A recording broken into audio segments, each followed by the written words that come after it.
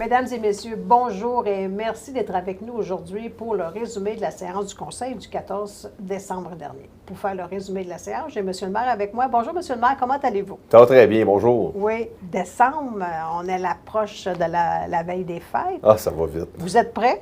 Les cadeaux sont achetés? Pas du tout. Des quoi? Des cadeaux? Ben, Non. des petits présents, là. Alors, exceptionnellement, la séance du Conseil était le mardi 14. Il nous en reste juste une. Après ça, on va être en mode des fêtes de repos. Je vous souhaite, en tout cas.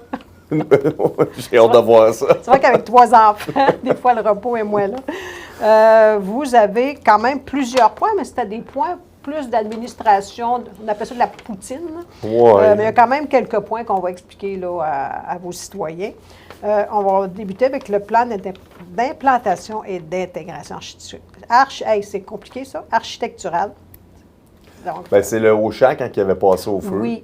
Alors là, ils ont refait le plancher là, pour pouvoir sécuriser la sous-fondation. Puis là, ben, ils nous ont fait une présentation là, d'un projet. Ça a passé par le comité consultatif d'urbanisme. C'est un beau projet. C'est un projet qu'ils vont pouvoir réaliser quand même là, dans les prochains mois. Alors, tout est conforme, tout est correct. Alors, ils vont pouvoir commencer à construire le bâtiment. Est-ce que c'était seulement pour la façade qui devait rencontrer la ville ou c'était pour l'ensemble du bâtiment? Bon, c'est pour l'ensemble du bâtiment Okay. parce que, bon, tu as le permis d'implantation comme tel, puis tu as Oui. aussi la façade qui est en lien avec le PIA, le plan d'intégration architecturale. Okay.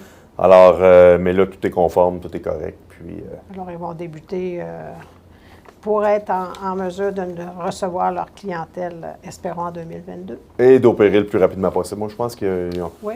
ouais, c'est quelque chose qui peut... Ce que j'ai compris, c'est qu'ils voulaient faire là, rapidement. OK.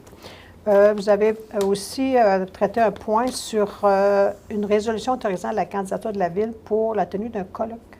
Ben, en fait, c'est un colloque à avantage numérique qu'on voulait faire, qu'on voulait tenir en 2022. Bon, dû à des contraintes budgétaires, des subventions qui n'ont pas nécessairement suivi ou des partenaires qui n'ont pas nécessairement suivi. On ne voulait pas mettre à risque que la Ville doive payer là, un surplus, tout ça. Alors, bon, on est encore en COVID, tout ça. Les gens ne sont pas tellement sorteux.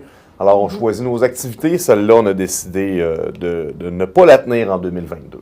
Est-ce que c'était une activité régionale ou C'est provinciale? une activité qui a été initiée par Rwanda, OK. qui ont fait pendant quelques années. Puis nous, bon, on avait dans le fond mentionné qu'on avait le goût de le faire, mais de le faire à Amos. OK. Donc, peut-être qu'il va se tenir ailleurs. Peut-être. Aucune idée. Pour l'instant, je ne Parfait. peux pas vous le dire. Concernant les produits forestiers résolus, on en a parlé beaucoup dans les médias récemment. Est-ce qu'il y avait... Bien, il faut le dire, le fait que l'usine soit fermée, bon, ça cause, c'est sûr que ça cause un problème au niveau des employés. Ça cause un problème au niveau de l'économie locale. C'est une usine qui est en ville. Hein, on travaille fort avec un comité de relance pour trouver des nouveaux produits, une façon de pouvoir relancer rapidement l'usine. On attend là, bon, des nouvelles de résolu dans les prochaines semaines, je dirais avant les fêtes. Puis, entre-temps, il a quand même fallu qu'on négocie la dévaluation de l'usine. Bon, l'usine ramène environ, là, puis là, je vais là, avec des chiffres, grosso modo, 700 000 de taxes par année. Alors, pour s'assurer qu'on ait une belle négociation puis une belle entente avec Résolu, on s'est assis avec eux pour s'assurer d'un montant qui était plutôt correct là, pour les deux parties, plutôt que d'aller là, en analyse exhaustive là, de la désuétude de l'usine. Alors, l'entente est simple, c'est une entente sur 3 ans. Résolu s'engage à nous donner un montant de taxe sur 3 ans. Ça va être un montant de 300, c'est pas tout à fait une taxe, ça va être une compensation, mais tout ça va être un montant de 350 000 par année. Donc, on va avoir une baisse de revenus à la ville pendant les 3 prochaines années, sûr et certain, mais au moins, on va s'assurer de cette entrée d'argent-là. Puis, c'est sûr que ça va avoir un impact là, sur les finances publiques, là, sur le budget de la ville, entre autres. Mais s'il y a d'autres choses qui repartaient, là, j'imagine que l'entente ne tiendrait plus et qu'on irait avec la nouvelle entreprise. Là, En fait, avec Résolu pour l'instant, l'optique là-dedans, c'est vraiment de pouvoir cristalliser une entente sur 3 ans. Alors, si ça redémarre, c'est fixé. Ouais. OK. Donc, à suivre, parce qu'il y a quand même le dossier, même si vous n'avez pas pu parler vraiment cette semaine des détails, mais il y a quand même un comité qui travaille fort, qui se rencontre souvent pour ce dossier-là. Oui, que je fais partie d'ailleurs. On injecte des sommes, on fait une analyse. L'analyse est rigoureuse et sérieuse. Bon, c'est sûr que l'optique, c'est de relancer l'usine, le bâtiment, puis ça le plus rapidement possible. Mais on attend de voir le feedback. Au moins, il y a du travail qui se fait. C'est ça qui est important. Renouvellement, l'adhésion de la Fédération canadienne municipale des municipalités, on parle de la FCM. Notre langage, c'est la FCM. C'est notre principal contact avec le gouvernement fédéral. Beaucoup de programmes au niveau de l'environnement. On sait qu'on a des grands dossiers dans les prochaines années, là, au niveau du développement durable, entre autres. Alors, c'est important là, de pouvoir continuer de réseauter avec les élus du Canada. C'est une cotisation là, de 3 600 $. Alors, c'est annuel, mais ça nous ouvre des portes là, quand même à plusieurs choses intéressantes. Oui, parfait. Et vous avez terminé la séance avec les statistiques de la construction. Oui, bien, les statistiques, c'est intéressant. Si on regarde pour le mois de novembre, on a émis 37 permis pour un montant de 4,1 millions. Si on compare avec 2020, c'était 31 permis pour 2,6 millions. Donc, on voit là, que le mois de novembre était très bon comparé à l'année passée. Puis, si on regarde le cumulé, là, on a beaucoup plus de permis d'émis là, en 2021 pour un montant de 42,5 millions. Alors, au niveau construction, construction neuve, rénovation, ça va très, très bien. Oui, d'accord. On n'est pas en déficit à ce niveau-là. Non, les gens ont continué à faire les rénovations des constructions au cours de l'année 2021, espérant que 2022... sera aussi une bonne année. Ça terminait la séance du 14 décembre. Il vous en reste une séance qui est le 21 décembre à 19h, toutefois au lieu de 19h30, qui est pour le dévoilement du budget. C'est ça, vous allez vraiment parler de tout le travail que vous avez fait au niveau budgétaire.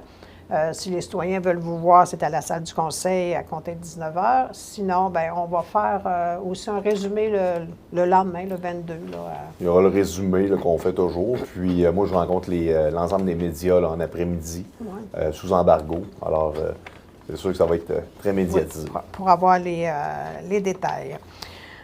On voulait aussi, en terminant, parler de deux petits concours que la Ville d'Amos avait été en partenaire avec soit le journal Le Citoyen et le réseau TVA. Donc, les citoyens d'Amos sont invités à profiter de l'emballage cadeau gratuit qu'on a offert aux citoyens dans l'édition du 1er et du 15 décembre.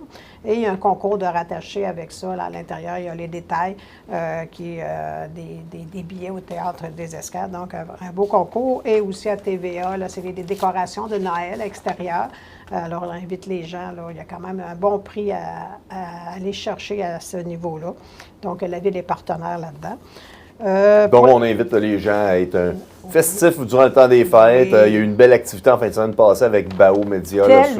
Tellement. Je suis allée voir hier soir, en fin de journée, avec tous les sapins illuminés.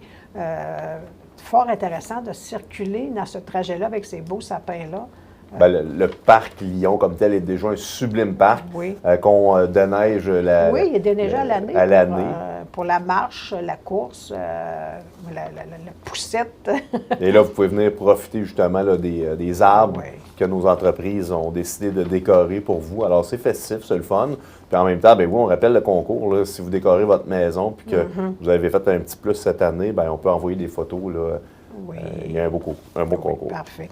La période des fêtes, comme on disait tantôt, est à l'approche. Alors, les horaires de nos établissements vont être perturbés.